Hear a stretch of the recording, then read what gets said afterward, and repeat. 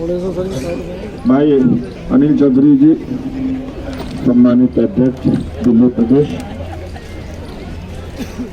श्री निवास जी, यूथ के प्रेसिडेंट नीरज कुंदन जी, एनएसवाई के प्रेसिडेंट विजय लोचो जी, हमारे बीच नरेश जी भी थे, नरेश जी, सुरेंद्र जी, अमिता जी, अलका जी, एवं सभी साथियों। समय का अभाव रहता है, यह जब बड़ा कोई कार्यक्रम होता है तो हो सकता है कि बहुत लोगों सिर्फ दो फीट प्लीज को नाम से संबोधित न कर सकूं। प्लीज थोड़ा सा मैं 2 मिनट 2.5 मिनट से ज्यादा नहीं बोलना चाहूंगा। निर्भया का जब मामला दिल्ली में हुआ था, अच्छा लग रहा है। देखो पूरे इलाज का इंतजाम मनमोहन सिंह जी की सरकार, सोनिया जी के नेतृत्व में बनी सरकार ने किया था। और इतना ही नहीं, उनको सिंगापुर भेजा गया इलाज के लिए। और यही नहीं, बल्कि जब डेड बॉडी आई तो एयरपोर्ट पर रिसीव करने प्रधानमंत्री गए थे। यह है संवेदना, ये कांग्रेस की संवेदना। और उसके भाई को पायलट बनाया, 1000 करोड़ रुपए का फंड, कॉर्पस फंड का निर्माण हुआ, पूरा कानून बदला गया। और यहाँ मोदी जी से एक ट्वीट भी नहीं किया जा सका। यह है कांग्रेस और भारतीय जनता पार्टी के बीच फर्क, कि किस तरह से महिलाओं के प्रति इनका दृष्टिकोण है। दूर से ले लो, थोड़ा पीछे हो जाओ, दूर से ले लो, दूर से ले लो। दूसरी मैं बात कहना चाहूंगा कि जिस तरह से कांग्रेस दिल्ली की इकाई ने अपना कार्य शुरू किया है अनिल चौधरी जी के नेतृत्व में, ऐसा काम चलता रहा और मुझे लगता है चलेगा तो अगली सरकार दिल्ली में कांग्रेस की बनेगी। इसलिए मैं कह रहा हूं कि अभी बिहार में चुनाव प्रचार में मैं गया था। अब लोग विकल्प खोज रहे हो, जनता खोज रही है। मैं मध्य प्रदेश भी गया था, जनता लड़ने लगी है। कहीं ना कहीं कमी हम लोगों में रही है और है, उसे दूर करना है।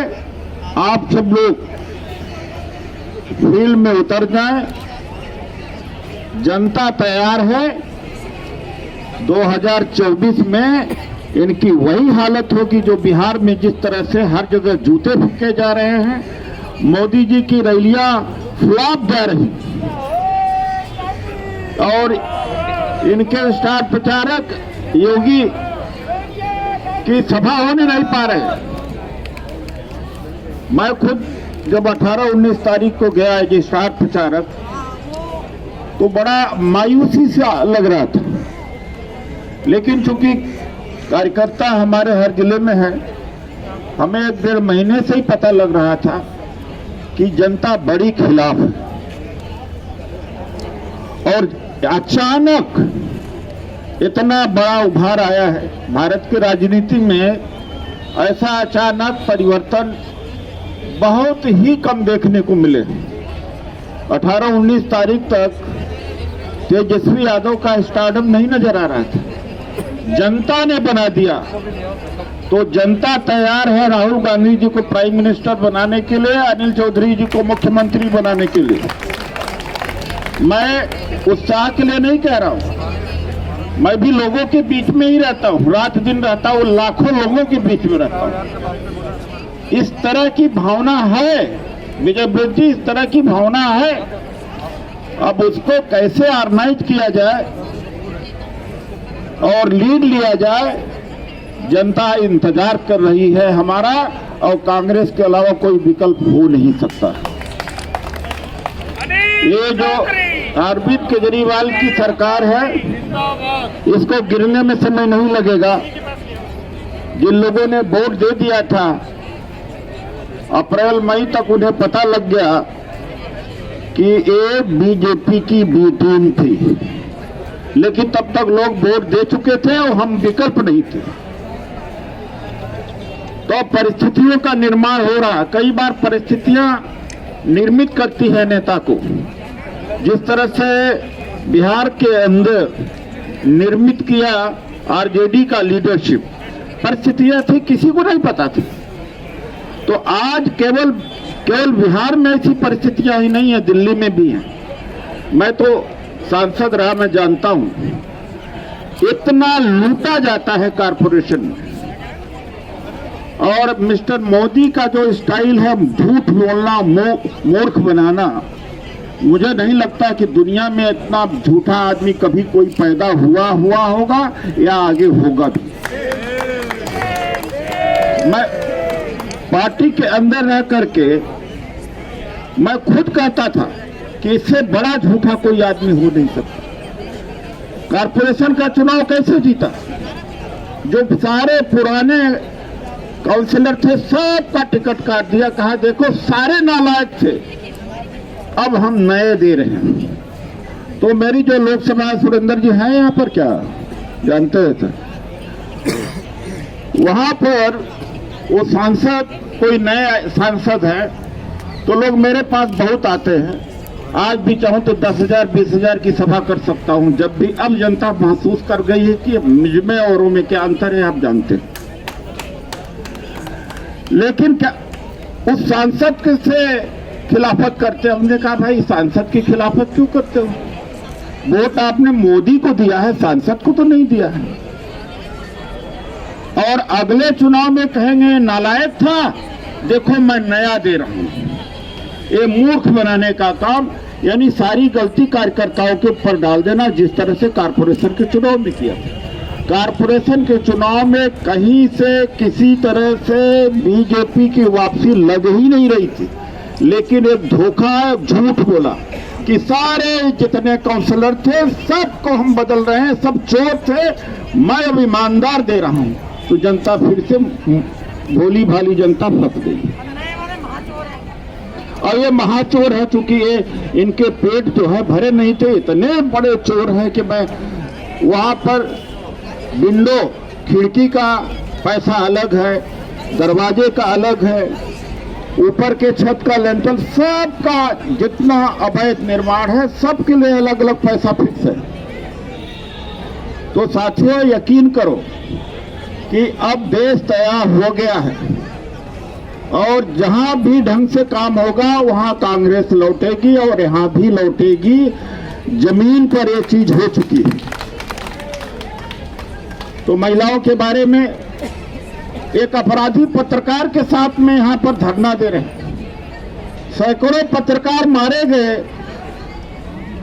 पूरा अमित शाह से लेकर के कितने मंत्री अब पीछे पीछे अब उस अपराधी पत्रकार के साथ में खड़े हो गए।